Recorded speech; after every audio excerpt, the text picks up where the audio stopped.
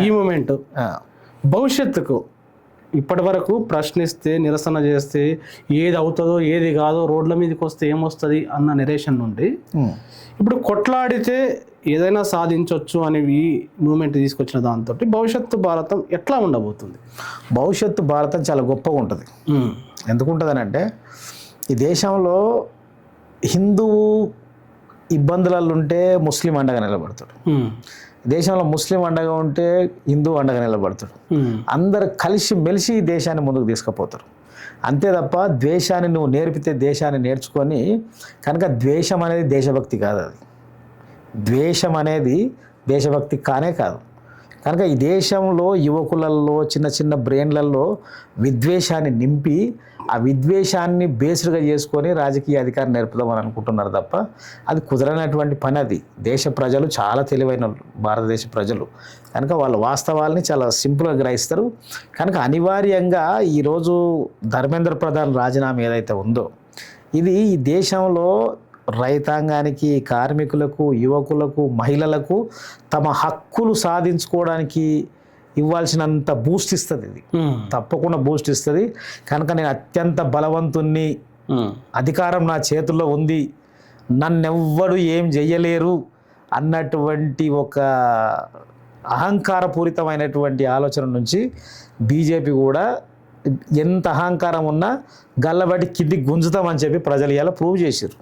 కనుక దేనైనా ఇలా ధర్మేంద్ర ప్రధాన్ ఎన్నిక దానికి నైతిక బాధ్యత వహించి రాజీనామా చేయాలని కొట్లాడిన తర్వాత చేసిండు. రేపు ఈ దేశం ఆర్థికంగా దివాలా తీస్తుంది, దీనికి బాధ్యత వహించి ఆర్థిక శాఖ మంత్రి కూడా రాజీనామా చేయాలంటే చేయాల్సి వస్తుంది. ఇప్పుడు చీపురు గట్టలు నలుగురు కూర్చొని ధర్నాలు చేస్తే, నలుగురు చూసే నిరసనలు చేస్తే రాజీనామాలు చేసుకుంటా పోతారా అని వీళ్ళే ఐటీ సెల్ వాళ్ళే మాట్లాడతారు. ఇప్పుడు మనం అంతా ఏం చేస్తారో చూడాలి. కనుక ఎంత పెద్ద నియంత అయినా ఇప్పుడు ఏమంటారు కదా, 100 గొడ్లను తిన్న రాబందు ఒక్క గాలివాన నేల కూలింది అన్నట్టుగా ప్రజల ముందు ప్రజాశక్తి అనేటువంటిది నియంతలను వాళ్ళ తాతలను కూడా కిందికి దించుతుంది. కనుక ప్రజాశక్తికి ప్రజల ఐక్యతకు ఉన్నటువంటి బలం అది. ప్రజలు ఒకసారి రియలైజేషన్ స్టార్ట్ అయిన తర్వాత అది చాలా వేగంగా పోతుంది. రియలైజేషన్ కావడానికి ఇబ్బంది పడుతుంది, టైం పడుతుంది రియలైజేషన్కి. 12 ఏళ్ల కాలంలో ఎంతమంది తెలుసుకున్నారు ప్రజలు? చాలా విషయాలు తెలిసినాయి ప్రజలకు 12 ఏళ్ల కాలంలో. ఇక నీ తర్వాత నీ ఇష్టం వచ్చినట్టుగా ఆడుతుంటే కుదరదు. ఎట్లా మాట్లాడుతారు? మీరు నీటి సమస్యలు చెప్పినుంటే మేము పరిష్కారం చేస్తాం, చర్చకు రమ్మను, మేము చెప్తాం పార్లమెంట్ అని మాట్లాడుతారు కదా. ఓటు చోరీ మీద అంత బహిరంగంగా బయట పెట్టరు కదా. ఏ నైతికతతో దాని మీద నువ్వు చేసినావు? మళ్ళీ దాన్ని పొయ్యి మీదికెళ్ళి ఎస్ఐఆర్ పెట్టి ఉన్న ఓట్లను తీసేపించి రాజకీయంగా లగ్బీ పొందం, ఇవన్నీ ప్రజలు గమనిస్తారు. ఏమనుకుంటారు అంటే ఏ ఇష్యూ కా ఇష్యూ చూస్తున్నాం మనం. ఇవన్నీ గమనించినటువంటి ప్రజలు ఇప్పుడు కాశ్మీర్ ప్రజలు తమకు జరిగిన అన్యాయం పట్ల వాళ్ళు, ఇటు మణిపూర్ ప్రజలు వాళ్ళకి జరిగినటువంటిది, ఇటు తమిళనాడు ప్రజలతో చేసిన ఎక్స్పెరిమెంట్లు, బెంగాల్తో చేసిన ఎక్స్పెరిమెంట్లు, బీహార్ తోటి చేసిన ఎక్స్పెరిమెంట్లు, తెలంగాణతో ఎక్స్పెరిమెంట్లు, ఈ ఎక్స్పెరిమెంట్లు అన్ని ప్రజలు గమనించారంత తెలివి తక్కువలు ఉంటారా? కాకపోతే ప్రజలు ఏంటంటే చాలా గౌరవంగా హంబుల్గా ఉంటారు. ఏదో ఒక సమయం వచ్చినప్పుడు పెట్టి కొడితే మాడు పగులుతుంది గవర్నమెంట్లే. అందుకనే ప్రజలు ప్రతి విషయంలో చూడరు, కరెక్ట్ టైం చూసి వాత పెడతారు. కనుక ప్రజాశక్తిని తక్కువ అంచనా వేసినటువంటి వాడు ఎవడు, అది ఎంత పెద్ద నియంత అయినా సరే, ఎంత పెద్ద నియంత అయినా కుదరదు. అందులో భారతదేశం ఇంత పెద్ద విశాల భూభాగం కలిగినటువంటి, ఇన్ని సంప్రదాయాలు, ఇన్ని సంస్కృతులు, ఇంత తాత్విక పునాది కలిగినటువంటి ఇంత గొప్ప దేశంలో ఇట్లాంటి పనికిమాలిన సిద్ధాంతాల పేరుతో నడివేటువంటిది ఎక్కువ కాలం నడవదు. అది కనుక తప్పకుండా ఈరోజు సిజేఐ విజయం అనేటువంటిది ఒక చారిత్రాత్మకమైనటువంటి విజయం. ఈ దేశంలో ప్యాసిజాన్ని ఒక టన్ను దాన్ని వెనకకు దరినటువంటి విజయం, ఫుట్బాల్ లాగా వెనకకు దరినటువంటి విజయం. కనుక ధర్మేంద్ర ప్రధాన్ రిజైన్ అవుతాడు.